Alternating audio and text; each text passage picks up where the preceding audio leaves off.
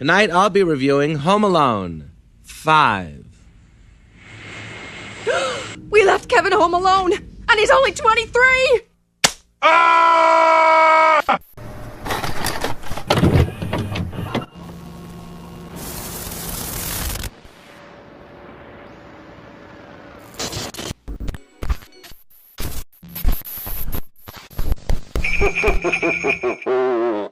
Christmas used to be a time about love, giving. Jim. Oh, cool. That's for me? Great. Where'd you get it? I don't know, it was so long ago. He obviously forgot to get me something. And then he went into his closet and dug out this little number. And then threw it in a bag. Yep, that's exactly what happened. And family. Then religion came. Sorry, I lost my train of thought. Oh, right. Home Alone is a series that spiraled out of control after Macaulay Culkin started doing crack and stuff. You know, like his normal career. They had to find a new kid to replace the wisecracking, lovable Kevin McAllister, and Home Alone 3 was born. Home Alone 3. That movie was a financial flop and piece of garbage nonetheless. It wasn't great, but the original characters and story really helped its case. But its predecessor is a different story. This movie is a pure masterpiece.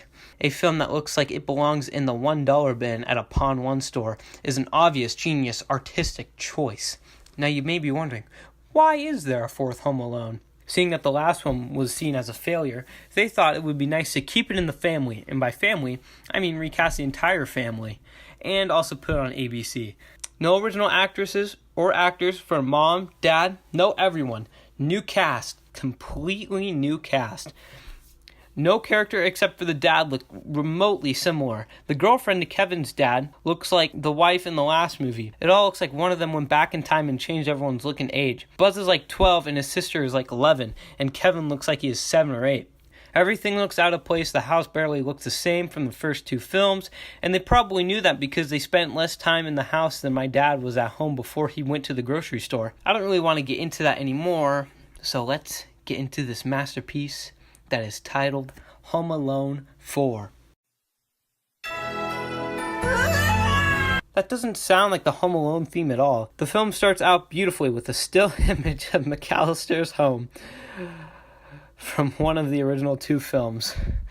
We then go into the home of the recently divorced Kate McAllister, who kept the last name according to the IMDb page, and we see that no one is affected by it other than Kevin, who sits in his room watching his last Christmas, where his parents were still happy. Christmas. Yeah. This Christmas isn't going to be any fun. We learn that they got divorced somewhere between last Christmas and now. A lot of what Kevin says sounds like he's reading a script rather than acting. The majority of the film was like this. But that's just kid acting. And especially since this was on ABC, can't really get a lot out of this. Or maybe not. We see that Buzz and Megan are played by the respected actors, Stripper Claus and replacement for Turk from Tarzan. Just give me one moment, please. Anyway, you see that they're a bunch of douches, even though in the earlier films, they're just kind of douches because he's annoying, not to be a douche to be a douche. I don't know how to pack a suitcase. I've never done this once in my whole life. Tough. Excuse me, puke, but I'm a lot smaller than you. I don't know how to pack a suitcase. Hey, I hope you didn't just pack crap, Jeff. Shut up, Lenny. Do you know what I should pack? Buzz told you, cheap face. Toilet paper and water. Listen, Kevin, what are you so worried about? You know Mom's gonna pack your stuff anyway. You're what the French call les incompetents. What? Can I please go to the movies? No, I told you, you're watching Kevin. Please let him go. I'll stay home alone. No. I've done it before. Don't remind me. Wait, so he has been home alone before. So this is actually number 4. This isn't like a prequel sequel, like, Five Nights at Freddy's 2. Dad comes home to ask if anyone would want to spend Christmas at his new place with his girlfriend. I think I'm gonna pass.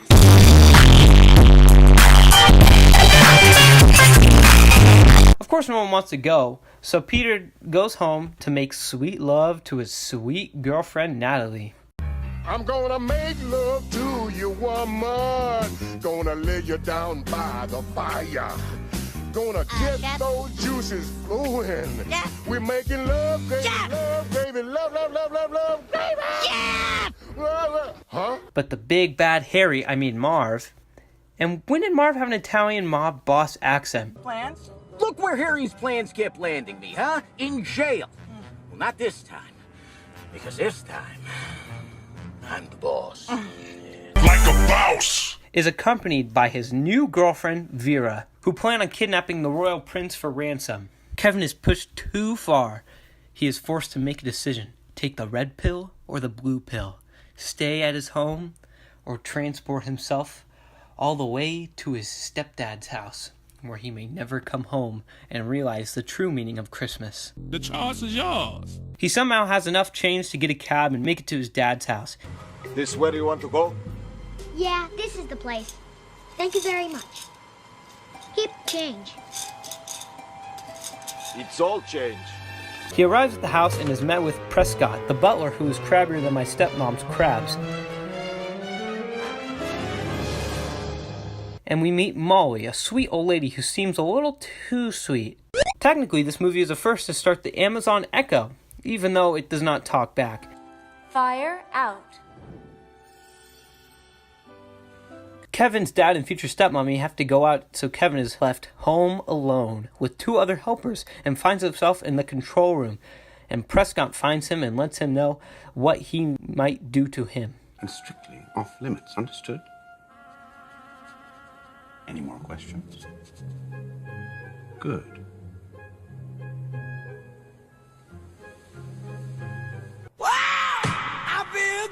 Kevin has the usual montage of being a jerk until he sees something is wrong. No, it can't be.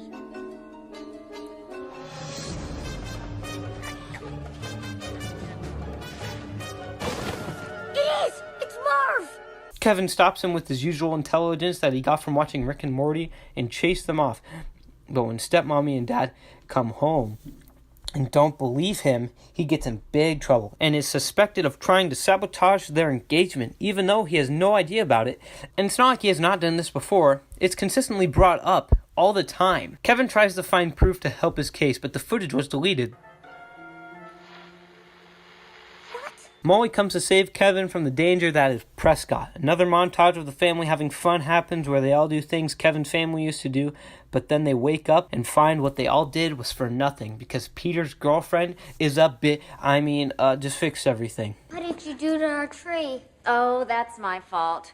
I have a standing appointment with the tree decorators every year, and in all the excitement, I forgot to cancel. Kate decides that she can't live without Kevin, so she decides to go see him and drop off his or her stuff. Turns out Marv and Vera are on the inside now, and their inside job person is Prescott. They go over how they're going to catch the prince, but Kevin stops them from doing their plan. Kevin stops them again, but is blamed for the problem, and I'm not sure why Peter and Natalie get the two and just fire them or yell at them, because we know they saw them. Kevin calls his mom, and I guess she's not feeling it right now, watching The Wonderful Life on Channel 8, and they share a beautiful moment. Kevin goes to sleep, and Natalie comes in and decides to let Kevin know she means business. It's Christmas morning, and Kevin can't even enjoy opening his presents, but finds a way to make a plan and explains it to Molly. But it turns out it was not Prescott who was the inside man, but it was Molly all along. She was the inside woman.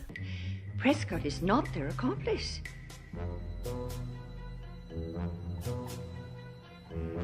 I am. Being that she is Marv's mom. Prescott and Kevin are stuck in a wine cellar, but he tries to call Kate, but Buzz is the only one answering the phone and is being a jerk for no reason other than to be one. Prescott and Kevin have some heart-to-heart and finally gets to reach his mom, but they have a bad signal. Great. The battery's dead. Kevin and Prescott team up to take down everybody wins. No, it's bad girl. You try to have a happy life, bad girl. Stop it. Is this a good movie? No. Is it a bad movie? No. Is it an alright movie? No. Would I recommend this movie? No. It's not good, it's not bad, it's not average.